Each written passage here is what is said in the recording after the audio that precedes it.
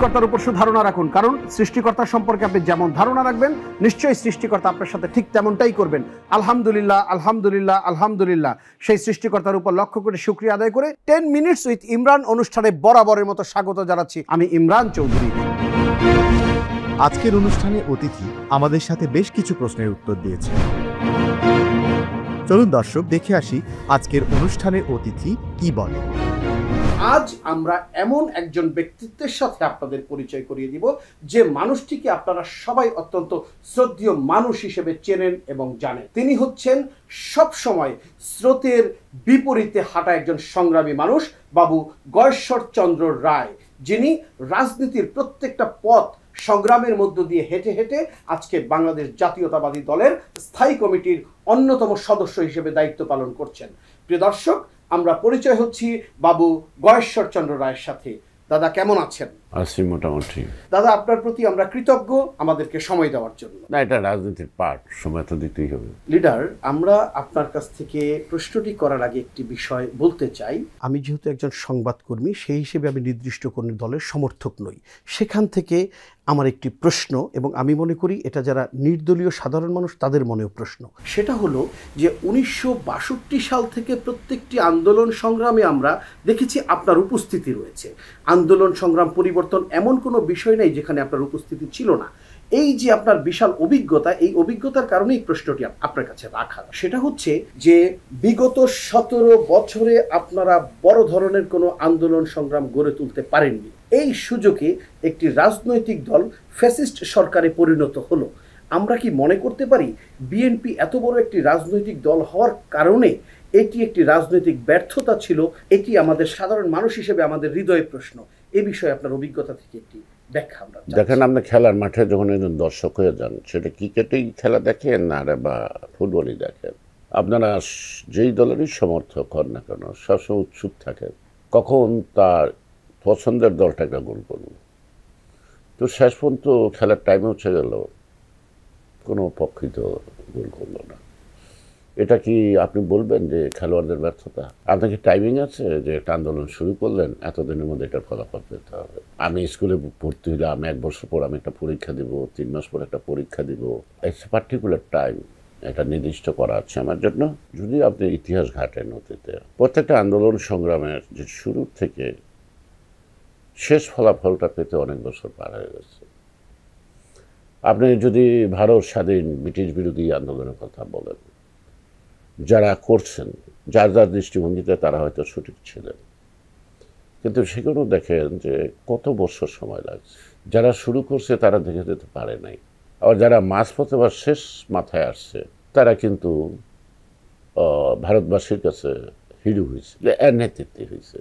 কিন্তু ওই নেতৃত্বটা ওই জায়গায় আসছে, আরও কত পথ চলতেছে, আর কত পথ অতিক্রম করে ওই জায়গায় নিয়ে আসছে অন্যেরা। হয়তো তাদের কথা ইতিহাসে আছে বা নাই, অনেক কথাই ইতিহাসে থাকে না। আর ইতিহাসে যে কথা লেখা হয় তা যদি সত্যি নাও হয়, যে কথা লেখা হয় না তা কিন্তু মিথ্যা না। তা আপনি কত বড় ইতিহাস লিখবেন, কত পৃষ্ঠা লিখবেন? সব কথা আপনি এত বড় ভারতবর্ষের ব্রিটিশ বিরোধী আন্দোলনে কে কোন জায়গা থেকে কার কী ত্যাগ আছে, সেটা সম্পূর্ণভাবে কি আমরা সবাই জানি না। তা আমাদের যে বলতেছেন 13-14 বছর, আমরা তো 23 বছর পাকিস্তানিদের বিরুদ্ধে লড়াই করছি, মানে গণতন্ত্রের জন্য। এই গণতন্ত্রের আগ্রহবোধটা কেন আমাদের মধ্যে আসলো? অর্থাৎ 56% মানুষ দিলেন পাকিস্তান, ইস্ট পাকিস্তানে, ওয়েস্ট পাকিস্তানে, 56% লোক বাংলা ভাষায় কথা বলত। এরপরে তৎকালীন পশ্চিম পাকিস্তানে আর কয়েকটা ভাষা ছিল, পাঞ্জাবি, সিন্ধ, বেলুচ, পাঠান, এদের আলাদা আলাদা ভাষা। সম্ভবত উর্দু ভাষাভাষীর লোক নট মোর দ্যান 10%। তো জিন্নাকে দিয়ে যেই বলাক না কেন, এই যে শুধু উর্দু ভাষাটাই রাষ্ট্রভাষা হবে, সেটাই তো প্রতিবাদ হইল। কারণ এখানে কিন্তু একটা গণতান্ত্রিক ব্যাপার, যে আমরা 56% মানুষ বাংলায় কথা বলি আর 10% লোক উর্দুতে কথা বলে, তার মানে এটা গণতান্ত্রিক বৈষম্য। তো সেই ভাষা আন্দোলনের মধ্য দিয়েই কিন্তু আমরা গণতন্ত্রের লড়াইটা শুরু করলাম। তারপরে শাসন ব্যবস্থা কে কখন আসলো, কে কতটুকু ভালো শাসন ব্যবস্থা, মানে কি কতটুকু করতে বলো, সেটা অন্য কথা। কিন্তু গণতান্ত্রিক অধিকারের লড়াইটা কিন্তু 69 পর্যন্ত চলল। 69-ও কিন্তু আমরা তখন ছাত্র ঢাকা বিশ্ববিদ্যালয়, সেই লড়াইটা কিন্তু আমরাই করলাম, এবং সেই লড়াইটা আমরা করলাম তখন জাতীয় রাজনীতিতে ভূমিকা রাখার মতো লোক কম ছিল। আওয়ামী লীগের অবস্থা তখন খুব একটা ভালো ছিল না, কিন্তু সকল ছাত্র সংগঠন একসঙ্গে হয়ে 11 দফার ভিত্তিতে আমরা একত্রিত হলাম। আমাদের সামনে যিনি উৎসাহ দিলেন সেটা মজলুম জননেতা মাওলানা ভাসানী, কিন্তু আওয়ামী লীগ করতেন না। উনি জাতীয় নেতা হিসেবে এই যৌক্তিক আন্দোলনের সমর্থন দিচ্ছেন। তো ধরেন আইবের খেলা শেষ হয়ে গেল, শেখ মুজিব বেরিয়ে আসলো, তারপর একটা নির্বাচন তো আদায় হলো। সেই নির্বাচনটার যে ফলাফলটা ওরা মেনে নিল না। নির্বাচনের ফলাফল মেনে না নেওয়া মানে গণতান্ত্রিক রায়টাকে তারা মাইনে নেয়, যেই কারণে দল মত নির্বিশেষে, ধর্মবর্ণ নির্বিশেষে, নট ফর আওয়ামী লীগ, সবাই গণতন্ত্র অ্যাসার্ট করতে গিয়ে তারা দেশটি স্বাধীনতার যুদ্ধে লিপ্ত হলো। প্রেক্ষাপট নিয়ে গেল তাদেরকে। তখনও নেতা শূন্য ছিল, যে রাজনৈতিক নেতৃবৃন্দ দিক নির্দেশনা দিতে সক্ষম হয় নাই। যেভাবেই হোক, মূল কথাটা হলো যে আমরা 25, 26, 27 আমরা কোনো রাজনৈতিক দলের নেতার কণ্ঠ শুনি নাই। সেখানেই তো আকস্মিকভাবে সেই সেনা ব্যারাক থেকে প্রেসিডেন্ট জিয়াউর রহমান বেরিয়ে আসলো এবং তিনি রিভোল্ট করলেন পাকিস্তান আর্মির বিরুদ্ধে।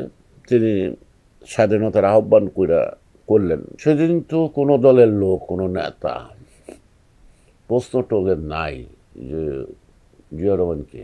জিয়াউর রহমানের মুখ দিয়ে যে কথাটা বেরোচ্ছে এটা ছিল আপামর জনগোষ্ঠীর মনের আকাঙ্ক্ষার কথা। এই যে আকাঙ্ক্ষার কথাটা যে উচ্চারিত হয়েছে, তাই তার পাল্টা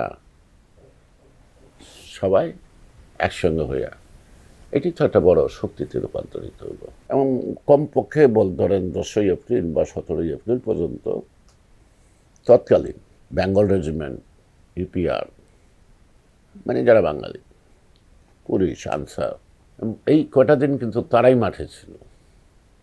রাজনৈতিক নেতৃবৃন্দকে সংগঠিত হইতে সময় লাগছে, এবং রাজনৈতিক নেতৃবৃন্দ কিন্তু দেশে বসে সংগঠিত হইতে পারে নাই।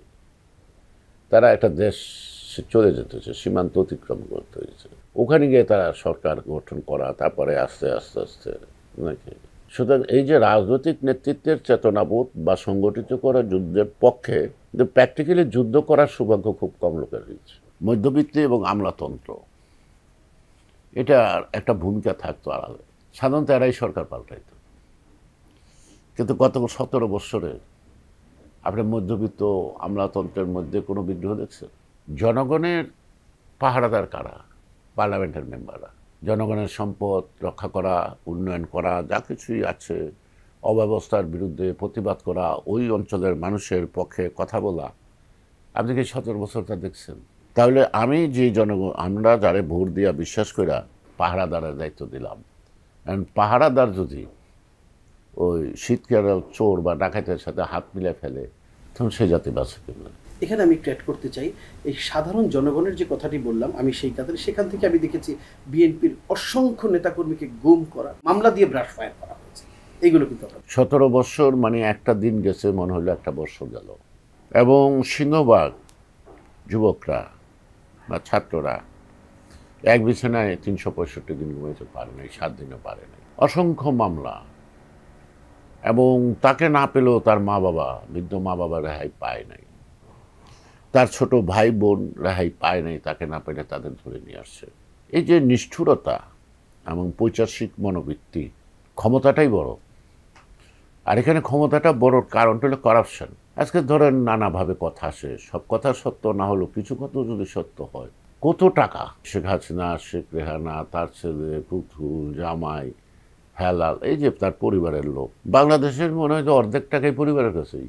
মধ্যপ্রাচ্যের শেখের পরিবার, সব সম্পদের মালিক তারা। আচ্ছা, একটা মানুষ কত টাকা লাগে এক জীবনে?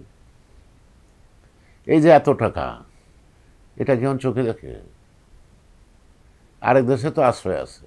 তাহলে আমি যেই টাকা ভোগ করতে পারবো না, যেই টাকা বলতে পারবো না আমার টাকা, সেই টাকার প্রতি এত লোভ থাকবে কেন? তো সুতরাং আমাদের দেশের গণতন্ত্র ধ্বংসের পিছনে কারাপশনটা একটা অন্যতম কারণ। বাবু গয়েশ্বরচন্দ্র রায় যে কথাটি বলছিলেন যে একটি মানুষের কত টাকা দরকার দাফনের কাপড়ে, পকেট থাকে না, কবরে আলমারি থাকে না।